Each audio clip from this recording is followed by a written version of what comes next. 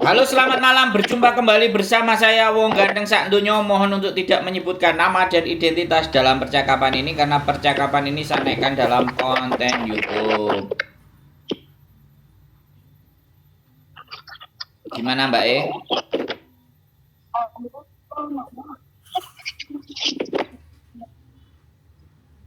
Halo?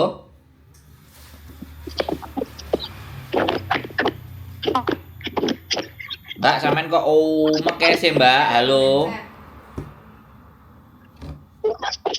Nggak usah pakai handset Mbak. Halo? Iya, halo. Weh, sampean mau ngomong apa? Enggak, mau nanya, kan dulu kan aku kan pernah ke Hong Kong. Terus Siap. kan data paspor sama KTP Hong Kong itu beda, bisa proses lagi nggak? Ya bisa, nggak ada masalah. Yang penting sampean Tapi kan manut. masalahnya, oh, Yang penting sampean nurut. walaupun, oh, Gimana? enggak kan soalnya takutnya kalau datang ke situ lagi kan waktu pertama kan beda datanya tuh. Takutnya data ganda kayak gitu tuh. Takutnya nggak bisa proses lagi. Iya, sampean nonton konten saya baru ya, Mbak? Iya, Iya, baru berapa? 2 atau 3? baru 2-3 lah, nggak banyak sih. Iya, makanya sampean bertanyanya begitu. Kalau sampean lihat beda data apakah bisa proses ke Hong Kong di channel saya itu kalau dihitung lebih dari 50 sampai 60 konten saya yang menjelaskan tentang keperbedaan data mereka dan bagaimana berproses ke Hong Kong lagi. Oh, Tapi sekarang tak jelasin lagi sama sampean, nggak apa-apa. Aku menjelaskan sampai 100 sampai 150 nggak apa-apa. Tetap tak jelaskan. Jadi begini Mbak, proses beda data pastinya data itu akan disesuaikan dengan KTP Hong Kong dan paspor yang sampean di Hong Kong. Walaupun KTP Indonesianya nggak sama. Ya. enggak, masalahnya KTP Indonesia sama paspor itu sama. Yang beda itu KTP Hong Kong sama paspornya tuh. Saya tak jelasin dulu ya.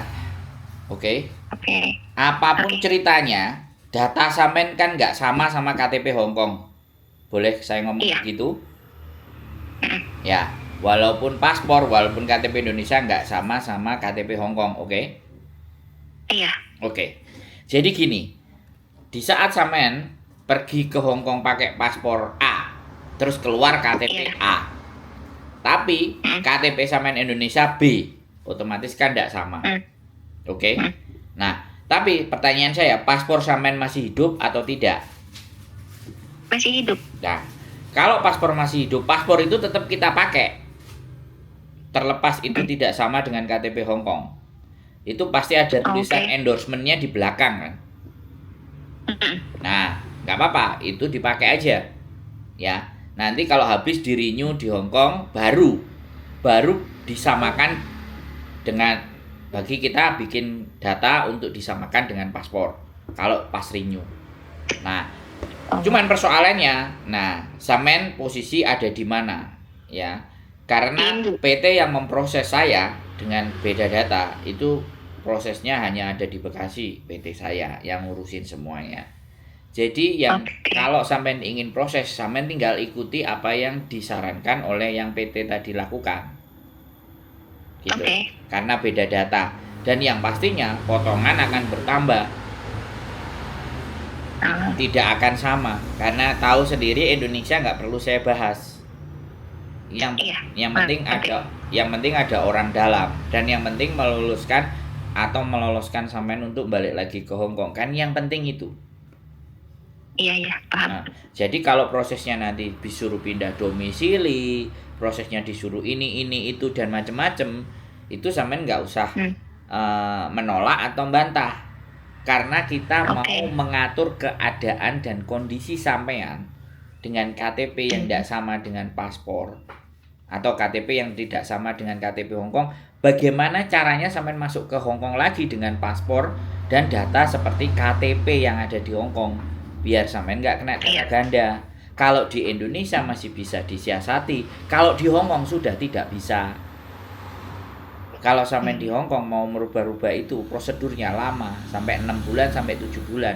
mondar-mandir ke kantor imigrasi. Bisa dipahami Mbak E? Bisa. Mm-mm. Oke. Apa? Jadi seperti itu Mbak E.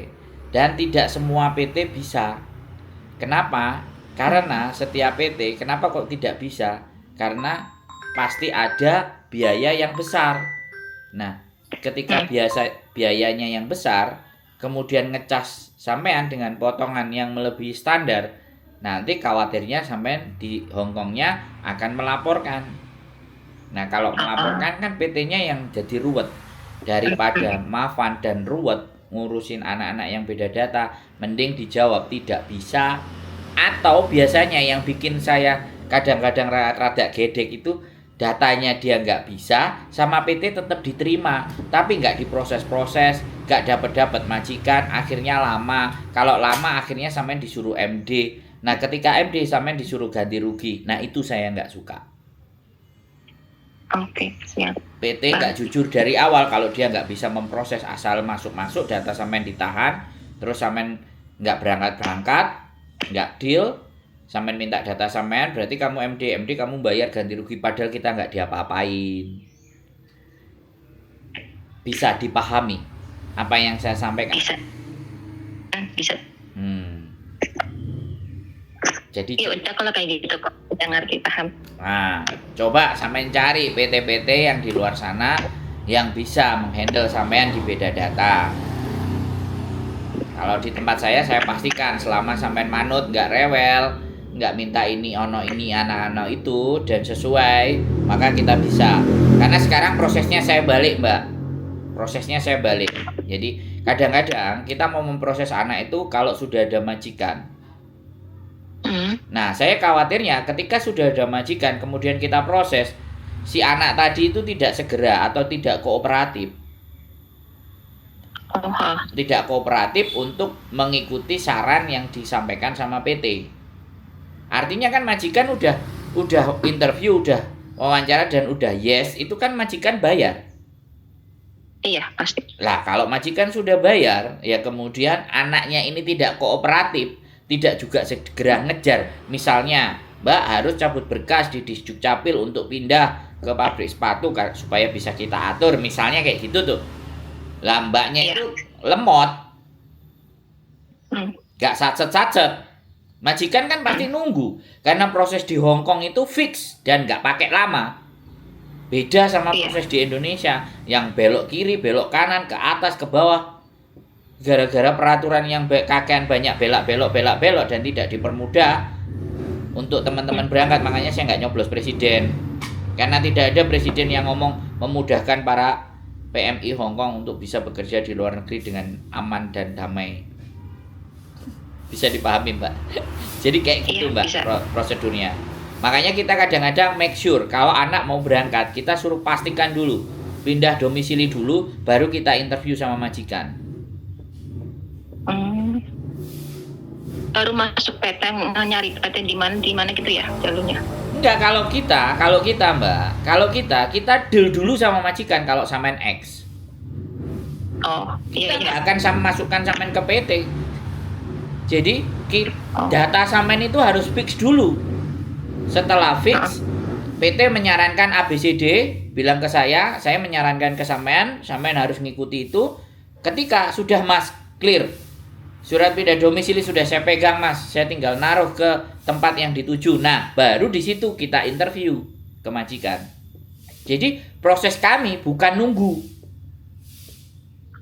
Kita prosesnya tidak mau nunggu. Majikan deal dulu, baru sampean yang nunggu. Gitu. Makanya kan kebalik. Kalau anak-anak cari PT dulu, daftar dulu, wah itu bisa 2 tahun, setahun, 6 bulan, 3 bulan, 2 bulan. 2 bulan itu syukur, berarti si PT tersebut punya channel agent banyak. Oke, siap. Jadi tonton konten saya, yang saya sampaikan semuanya sama persis, biar sampean lebih punya banyak pengetahuan dan experience dari teman-teman yang lain yang beda data. Insya Allah ya, saya tidak berani berkata yang mendahului takdir, Tapi insya Allah apa yang kita proses selama sampeannya bisa ditata, bisa kooperatif, maka semuanya itu tidak menjadi persoalan. Proses di Hongkong itu nggak rumit. Penting manut aja ya. Kenapa? Ya yang penting manut apa prosesnya kokoh aja gitu aja udah ya. Nah, soalnya gini Mbak, kalau tidak nurut dan mengkele dan karpe dewe, yang memproseskan kita Mbak, otomatis kalau yang memproses kita ya kita ikut. Misalnya kita mau sekolah di satu sekolahan itu kan kita harus ikut aturan sekolah itu. Iya. Kita masuk di perusahaan itu ya kita harus ikut. Itu Indonesia Mbak. Sebenarnya itu aja. Bukan kok kita memaksa untuk manut. Nah ini kan saya ingin meluluskan apa yang menjadi keinginannya sampean berangkat ke Hongkong. Biarkan kami yang atur caranya. Kan begitu toh Mbak. Kalau misalnya sampean bisa ngatur sendiri cara sampean, nggak mungkin dong cari saya, kan begitu. Iya. Sudah jelas Mbak. Ya, iya, kalau kayak itu kan udah tenang, udah ada jawabannya. Silahkan tonton konten saya biar sampean tahu keberadaan saya, siapa saya berkecimpung bagaimana, kayak apa muka saya kelihatan di konten YouTube. Saya juga bisa ditemui ketika di Hongkong, bahkan di Indonesia sampean mau datang ke rumah saya selalu terbuka, nggak ada masalah. Dan di rumah saya pun sekarang sudah ada anak 2, anak 3 yang mempersiapkan mau berangkat ke Hongkong. Itu semuanya ada ex Taiwan sama ex Hongkong. Jadi kita ingin kasih materi pendalaman supaya nanti di Hongkongnya nggak kena mental. Nah itu Mbak. Ya udah, makasih ya Kak. Ya siap, sehat selalu. Sampai ketemu lagi di Hongkong. Oke, siap. Yo, bye-bye. Assalamualaikum. Oke teman-teman semuanya, proses beda data apapun saya akan sampaikan walaupun 100 kali, 20 kali, 30 kali dan semuanya ya.